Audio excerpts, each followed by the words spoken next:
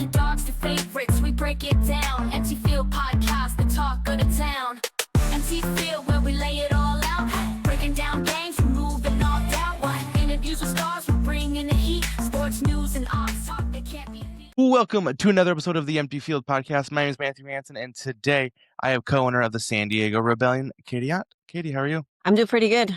Ready for game 2 this week. Ooh, game 2.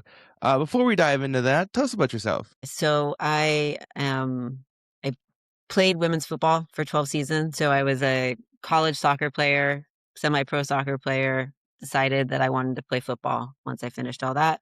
Played for 12 seasons, retired, and immediately started coaching and officiating football. So started coaching for the Rebellion, and I officiate high school and junior college men's tackle football here in San Diego as well.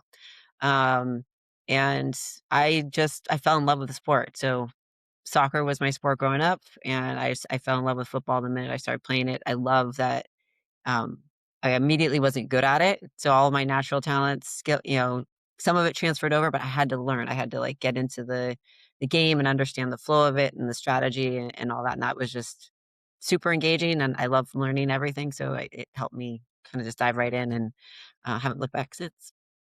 Awesome. Was there someone that got you into the sport? Did you see it on TV, or what got you really into football?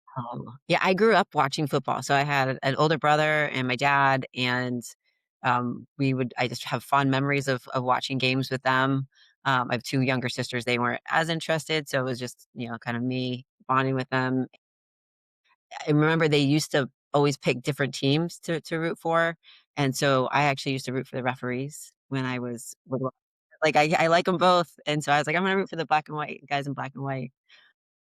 So, but yeah, I just grew up watching it and just always was a huge fan of it. And then once I got an opportunity to play, I never thought that was even possible. And I got recruited by someone, one of my soccer teammates, started to play for a team in Boston, and kind of got to know that whole team. And then they recruited me.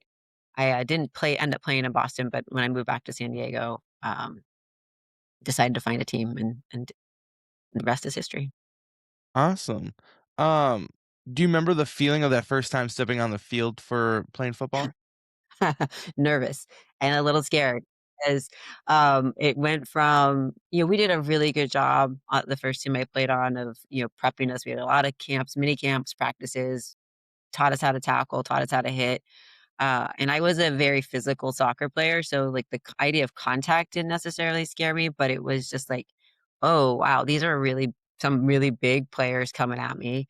And in soccer, you're taught to, there's contact obviously, but you're taught to sort of stop before you make that contact, to stop before you run through the tackle. And in football, your job is to run through a person. So it was kind of just nervousness of, was I going to be able to perform under the pressure of the game, and what was it going to be like to hit the first time for real, not just my teammates. And once it happened, you get it over with, you get your first hit in, it kind of all that goes away, and it's just another sport. Nice. Now, what position were you playing? So when I first started, I was a corner, so defensive back. Most of half of my career, I played defensive back, so either a corner, or safety, and then I played a little outside linebacker. And then later on in my career, I shifted over. I played 1 season at running back and slot or wide receiver. So a lot of in women's football, a lot of us play 2 sides of the ball. So for the majority of my career, I was a safety and a wide receiver. And then I also long snap. So that ended up being a specialty that I got into, and um, over time, just really perfected that. And now it's one of the things I coach on the Rebellion. Nice. So how did you become co-owner of the Rebellion? So it played, it was kind of coming out of the 2017 national team. It was, with hanging out with Ninji Martin, and we had been playing on a team here in San Diego that we didn't necessarily agree with exactly how it was run. We wanted to play for an organization that was run a little bit more professionally. And so we actually tried to set up a meeting with that ownership to say, we want we want to buy in to this team and help partner with you to keep this brand going and to build it up. And they didn't want to meet with us. And so we said, well, okay, well, let's look into, forming our own team and what that would look like. And so we kind of talked around, and Ninja had run a team before, so we had a little bit of idea of like what that was going to be like. I have my MBA, so I understood kind of the business side of it, had some ideas on how to market and brand, and like I work in the corporate world, so I knew how to like build high performing teams and how important culture is. And so we figured we could bring those two things together. And just kind of the idea formed, and we found enough people locally that wanted to play for us, that had played football, that we felt like we had enough to get going with the team. I'm not gonna lie, there were some practices where we had like 7 people there, and you're kind of questioning, is this a good idea?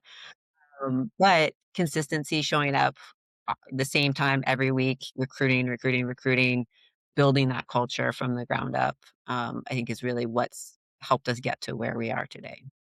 Yeah. Well, like us as fans, I see the finished product of like people in Mhm. stands, the players. What's Yeah. going on behind the scenes that people like us don't see? So there is a whole like staff of people who have just volunteered their time to run this program. So when it first started, it was me and Ninji doing everything. And that's from, arranging travel. So, how are we going to get there? Hotels, buses, things like that. It's, doing the full recruitment, managing all the players, getting all their sizes and things like that. So we can order uniforms, we can order like team issue gear. It's figuring out the coaching staff. So a lot of times, like Ninja was the main coach in the program, and then so recruiting coaches that come in and figuring out like how do they all align with us. So it went from just me and Ninja trying to do everything. We brought in a GM, Barbie Munoz is our GM, and she is amazing. She runs a very tight ship, and but she's great because she's a sounding board for all of us to kind of bounce things off of. We have Jojo, and I'm gonna butcher her name, so I'm not gonna try it, but Jojo runs our social media, and she's phenomenal at that. She's really upped our game on the marketing side with Tanya Luna, who's running on the business side of things. And we have a board as well that we're kind of bouncing ideas off of each other all the time. And so it's no longer just me and Ninji stumbling our way through this. We have a board of trusted advisors as well as, staff that's helping us get through and do everything. And then the players step up as well. They're constantly stepping in to volunteer or to come up with new ideas of things that we can do and help with fundraising and things like that. But it's a full small business. If you understand like how a small business runs, that is what's happening on the back end of this, just like in the sports world. Stop. Before we continue this episode here, are you staying hydrated? No, no, no. Have you tried Hydrofy? Man, it's not just flavored water. It's clean hydration with electrolytes that actually work. No zero sugar crash, no junk ingredients. Pretty simple. Hydrofy keeps you sharp and fueled for the day. I use it because, man, it's simple, effective, and it just tastes real good. Hydrate smarter, hydrate better. That's Hydrofy. Use promo code MTF to get 10% off your order. Just say, hey, Matt from the Empty Field podcast sent you. Awesome. Now, as a owner, how do you build a good culture? It really comes down to discipline and details. And, we establish what our values are as an organization. So that started with me and Ninji, kind of defining what our values are, but then bringing in some of those early days players and figuring out what is our mission and our vision. Same thing we would do at a company, right? What's our mission and vision for the organization? And what are the values of the players as well? And so once you've established those values, it's holding the players accountable to those. And so we redid our mission statement a couple years ago to really make sure that the newer batch of rebellion players had something to get behind. But then it's consistently keeping to those standards and to those values. And the great thing is, it used to just be me and Ninji as the culture carriers of this organization. Like we were the ones who set the standard and held everybody accountable to it. And now the players do. It's no longer us being like, "Oh, I don't know that that player fits into our culture." The players are identifying that themselves, and they just have a way of, they welcome everybody. We have one of the most friendly and engaging and inviting teams, and they will like you outside of football, but if you don't fit into the rebellion culture, they're gonna, encourage you not to come back, because of that, because they want this culture. This culture is something that's not just precious to me and Ninja, it's precious to all of the members of the team.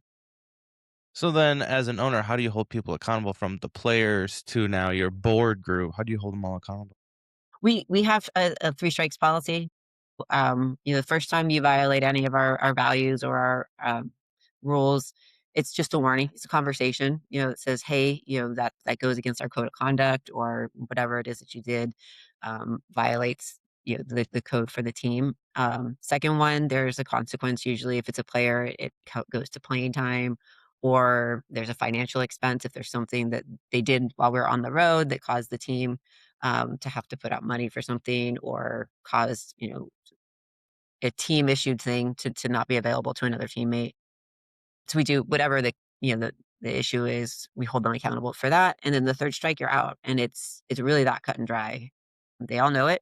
They know that if you get we've had players that have gotten to that third strike and they're no longer with the program.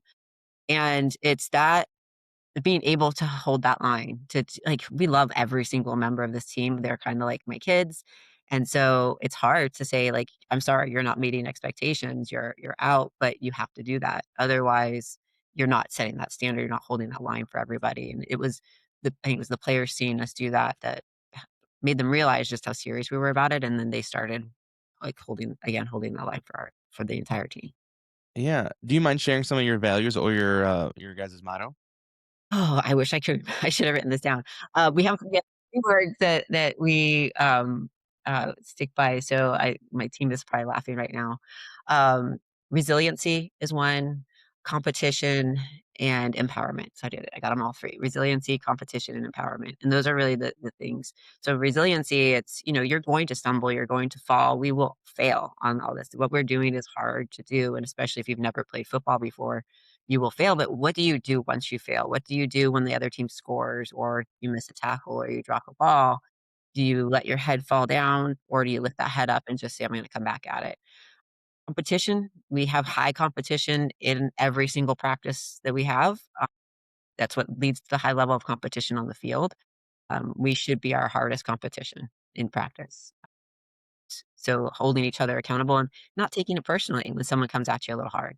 That's because that's one of our values. And then empowerment is, lifting each other up, lifting up our community, lifting up the young girls that look up to us, that come to our games or we go to the camps that we run, and just kind of empowering everybody.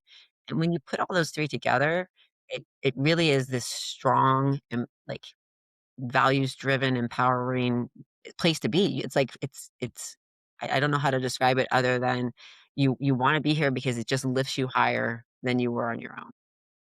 Yeah. Oh, we heard Ninjas practice things like, if they're not running, run us. I was like, oh wow. So we're Yeah, all aware of that. I mean, and I'm the one that runs them, so we have, we call 'em loafs, so it's like if you are if we we're not working hard, we're not executing, we're mouthing off or we're talking back to coaches or admin, we do something that just doesn't live up to our standards, it's a count, and they can do something really good and get loafs taken off as well. But at the end of every practice, they know loafs are coming, and whatever me and Coach Havoc dream up is what that is. And so sometimes it's sprints, sometimes it's bear crawl, sometimes we held what ended up being a 20-minute plank because on and off, be like 30 seconds on, 30 seconds off, because they accumulated so many loaves during one of our mini camps.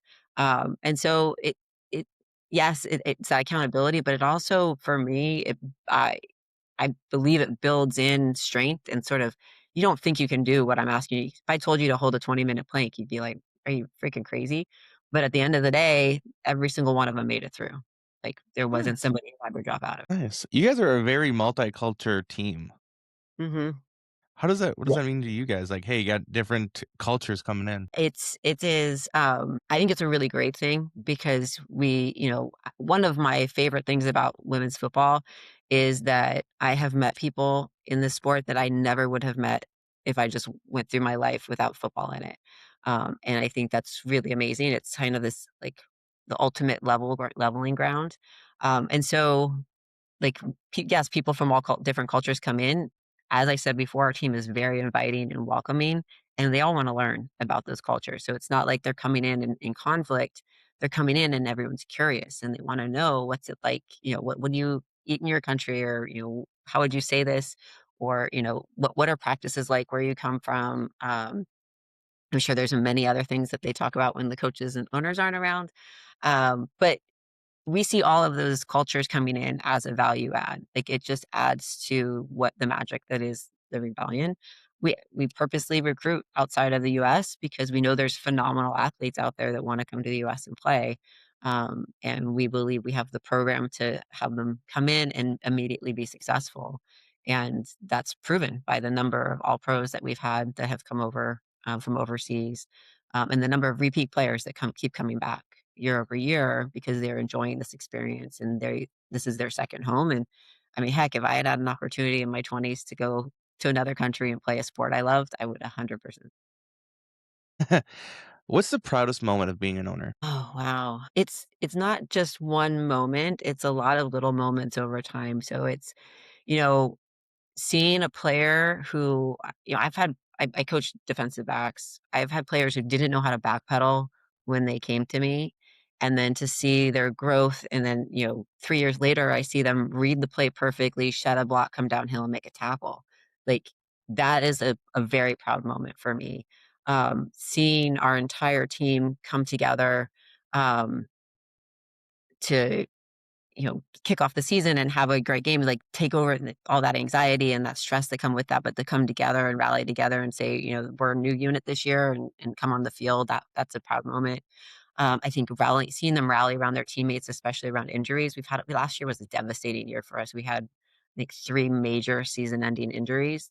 Um, and to see the team rally around those players, pick those players up, they all stayed involved and around, keep them welcome, but also to rally and say, like, okay, like, the way we build this organization is that there's always somebody there to step in and fill in. And we had players fill into huge roles and just step up and step their game up and perform.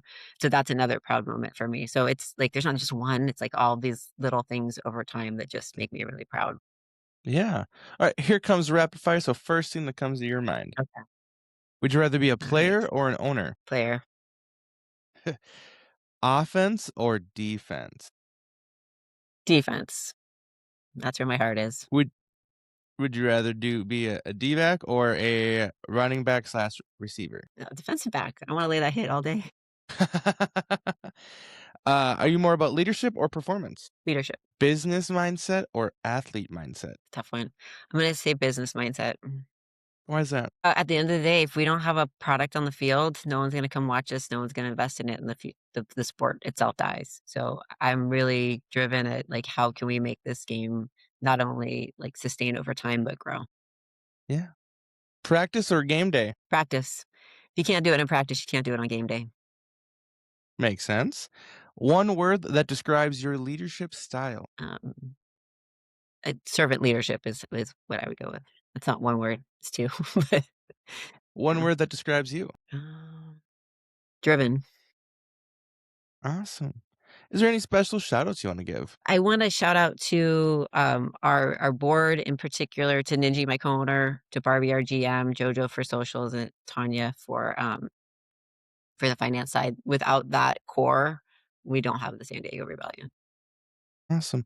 And then where can everybody find you and or the Rebellion on social media? I am Katie41 on Instagram, and San Diego Rebellion on Insta as well. Awesome. Well, Katie, I appreciate you coming by talking to us about how you guys got started with the Rebellion and how you guys keep a hard ship as a culture leader over there in San Diego.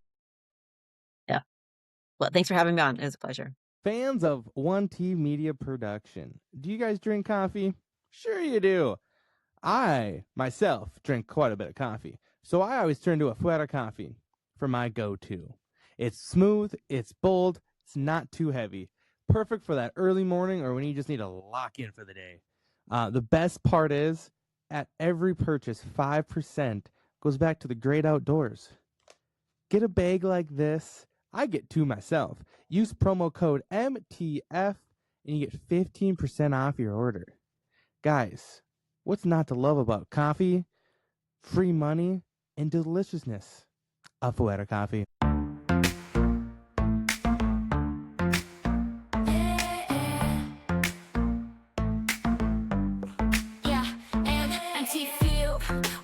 action's real. Sports news and odds, that's our deal. From underdogs to favorites, we break it down. NT Field Podcast, the talk of the town. NT Field.